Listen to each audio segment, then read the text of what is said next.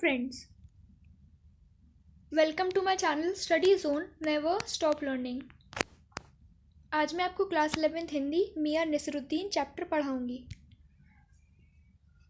मियां नसरुद्दीन अध्याय को हम हशमत नामक संग्रह से लिया गया है। ये हम हशमत एक पूरा चैप्टर था, उसका एक छोटा सा पार्ट है मियां नसरुद्दीन, जिसकी लेखिका कृष्णा सोबती हैं। इनकी लेखिका कृष्णा सोबती हैं। लेखिका कहती हैं कि एक और जहां दिल्ली में राजनीति, साहित्य और कला के हुनरमंद व प्रतिभाशाली लोग रहते हैं, वहीं दूसरी ओर इस दिल्ली में खानदानी व हुनरमंद नानाबाई, अनेक तरह की तंदूर रोटी बनाने के निपुण व्यक्ति मियां नसरुद्दीन भी रहते हैं। उन्होंने कंपेयर किया है दिल्ली के लोगों को मियां नसरुद्दीन से। मियां नसरुद्दीन को अपने खानदान व खानदानी पेशे पर बहुत नाज है और वो अपने काम के प्रति पूरी तरह से समर्पित हैं।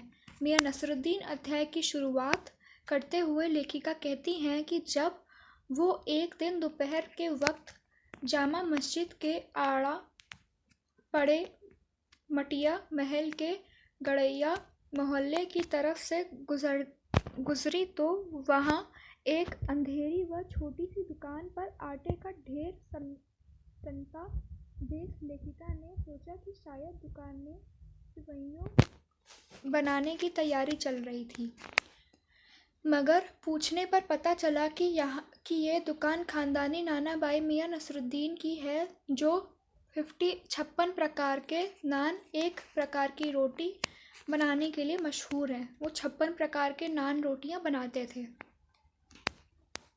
लेखिका ने जब दुकान के अंदर झांक कर देखा तो मियां नसरुद्दीन चारपाई में बैठे बीड़ी का मज़ा ले रहे थे। उनके चेहरे पर उनकी उम्र व काम का अनुभव साफ साफ झलक रहा था। उनके फेस से पता चल रहा था कि वो कितने मेहनती इंसान हैं। लेखिका को ग्राहक समझकर मियां नसरुद्दीन ने उनकी तरफ देखकर पूछा, क्या चाहिए? लेखिका ने जब उनसे कहा कि वो उनसे कुछ सवाल पूछना चाहती हैं तो मियां नसरुद्दीन ने उनकी तरफ किसी पंच हजारी यानी 5000 सैनिकों के सेनापति की तरह देखा, यानी अकड़ कर देखा। बहुत घमंड से उन्होंने देखा उन्हें। फिर वो बोले, कहीं आप अखबार वाले तो नहीं हैं? मतलब उनको लगा कि वो न्यूज़ वाले हैं जो हमसे क्वेश्चन सवाल जवाब करने आए हैं, क्योंकि मियां नसरुद्दीन अखबार बनाने वालों और अखबार पढ़ने वाले दोनों को ही निठल्ला समझते थे। उनको बहुत कमज़ोर सा बेकार समझते थे। लेखिका के मना करने पर उन्होंने लेखिका से प्रश्न पूछने को कहा।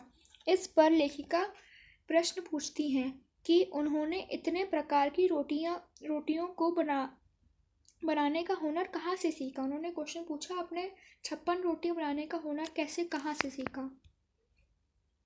इस पर वो थोड़ा अकड़ कर कहते हैं कि रोटियां बनाने का हुनर हमने कहीं से नहीं सीखा, यह तो हमारा खानदानी पेशा है। हमने जो भी सीखा अपने पिता और दादा से सीखा और उनकी मृत्यु के बाद हम दुकान में बैठने लगे। उन्होंने ये सब अपने पिता और दादाजी से सीखा था। इसके बाद मियां नसरुद्दीन अपने दादा व पिता के नाम बताते हुए कहते हैं कि वो अनेक प्रकार की रोटियां बनाने के लिए बहुत मशहूर थे, फेमस थे अनेक प्रकार की रोटियां बनाने के लिए। लेखिका जब उनसे पूछती हैं कि उनकी कोई नसीहत आपको याद है, इस पर वो जवाब देते हैं कि काम करने से आता है, नसीहतों से नहीं। वो अपनी इस बात को एक उदाहरण के ज़रिए लेखिका को समझाते हुए कहते हैं कि बच्चा जब उस्ताद के साथ पढ़ने बैठता है तो वह उस्ताद की कही हुई बातों को दोहराता रहता है, मगर थोड़ी सी गलती होने पर उस्ताद की मार भी खाता है और इस तरह वह धीरे धीरे चीज़ों को सही तरीके से सीखता चला जाता है। इसके बाद वो कहते हैं कि एक दूसरी तरह की पढ़ाई भी होती है। लेखिका के यह पूछने पर कि दूसरी तरह की पढ़ाई कैसी होती है, अब मियां नसरुद्दीन थोड़े दार्शनिक अंदाज में बताते हैं कि अगर किसी बच्चे का मदरसे में जाकर सीधे तीसरी कक्षा में दाखिला करा दिया तो वह बच्चा पहली व दूसरी कक्षा की शिक्षा कैसे हासिल करेगा। उनका ये कहना था कि मान लीजिए कोई बच्चा हो जो JKG KG में पढ़ता है और उसे तीसरी कक्षा में भेज दिया जाए और पहली और दूसरी कक्षा ना पढ़ाई जाए, तो उसे कैसे ज्ञात होगा कि पहली और दूसरी कक्षा में क्या पढ़ाया गया। पहली व दूसरी कक्षाओं की शिक्षा ग्रहण करने के लिए उसे उन कक्षाओं में बैठकर पढ़ना पड़ेगा। इसी तरह मैंने भी शुरुआत में बर्तन धोना, भट्टी जलाना आदि सीखा। फिर नान बाई बनाने का हुनर सीखा। वो कहते हैं कि तालीम भी बड़ी चीज़ होती है। यहाँ पर तालीम का ये मतलब है कि किसी हुनर को सीखने के लिए जाने वाले प्रशिक्षण के दौरान कैसा शिक्षा हुआ। प्रशिक्षण के दौरान शिक्षण भी महत्वपूर्ण है, क्योंकि शिक्षक व शिक्षा दोनों गुणवत्तापूर्ण होंगे तो प्रशिक्षण भी अच्छा ही होगा। लेखिका के शहर के और नान बाइयों के बारे में पूछने पर मियां नसरुद्दीन जोश में आकर कहते हैं कि शहर में हैं तो बहुत सारे नान बाई, मगर खानदानी कोई नहीं है। फिर वो अपने बुज़ुर्गों की प्रशंसा करते हुए कहते हैं कि हमारे बुज़ुर्गों से बादशाह सलामत ने कहा कि मियाँ कोई ऐसी नई चीज़ बनाकर खिला सकते हो जो ना तो आग में पके और ना ही पानी से पके। लेखिका ने बड़ी हैरान से मियाँ नसरुद्दीन से पूछा कि आपके बुज़ुर्गों से ऐसी कोई चीज़ बनी क्या है। मियाँ नसरुद्दीन बोले, क्यों ना बनती साहेब, बनी भी और बादशाह सलामत ने खूब खाई भी और खूब सराही भी, मतलब तारीफ़ की उसकी। लेखिका के बार बार उस पकवान का नाम पूछने पर वो पकवान का नाम बताने पर आनाकानी करने लगे, मगर मियाँ नसरुद्दीन ने बड़े गर्व के साथ यह ज़रूर बताया कि खानदानी नानबाई तो कुएं में भी रोटी बना सकता है। यह कहावत कब बनाई गई होगी यह तो मुझे पता नहीं, मगर यह कहावत हमारे बुज़ुर्गों के कर्तव्य व बिल्कुल खरी उतरती है।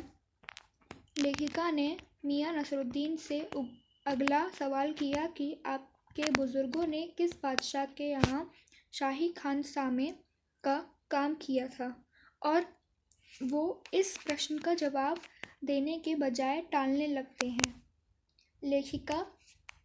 लेकिन लेखिका के यह कहने पर कि अगर वो दिल्ली के उस बादशाह का नाम बता देते जिनके यहाँ उनके बुज़ुर्गों ने काम किया है, तो वे वक्त से वक्त मिला लेती। यहाँ पर वक्त से वक्त मिलाने का ये मतलब है कि अगर उन्हें बादशाह का नाम पता चल जाता तो वो आसानी से ये पता कर सकती थीं कि कौन से वर्ष में उनके बुज़ुर्गों ने बादशाह के यहाँ काम किया होगा। इस प्रश्न का जवाब वो ज़रा चिढ़ कर देते हुए कहते हैं कि वक्त को वक्त से किसी ने मिलाया है आज तक? खैर, उस बादशाह का नाम था जहाँ बना बादशाह सलामत। लेखिका के यह कहने पर कि कहीं वो बादशाह बहादुर शाह जफ़र तो नहीं थे, वो नाराज़ होते हुए कहते हैं कि यही लिख लीजिए, आपको कौन से उनके नाम चिट्ठी भेजनी है जो एकदम सही होनी चाहिए। इसके बाद वो अपने कारीगर को आवाज़ लगाते हैं। लेखिका के यह पूछने पर कि क्या ये आपके शागिर्द हैं, उन्होंने जवाब दिया, नहीं, ये उनके कारीगर हैं जिनको वो 2 रुपए मन आटा और 4 रुपए मन मैदा गूंदने के देते हैं। लेखिका ने जब मियाँ नसरुद्दीन से यह जानना चाहा कि वो कितने प्रकार की रोटी बनाते हैं, इसके जवाब में वो कई प्रकार की रोटियों के नाम बताते हैं। फिर पुरानी बातों को याद करते हुए कहते हैं कि कभी लोग उनकी रोटियों के कद्रदान हुआ करते थे, अब वो बात नहीं रही। अब उनको उनकी रोटियों का इतना शौक नहीं रहा। अगर आपको मेरी ये वीडियो पसंद आई हो तो उसे लाइक, सब्सक्राइब, शेयर करना ना भूलें, और अगर आपको इसमें कोई भी डाउट हो तो कमेंट में बता दें। Thank you.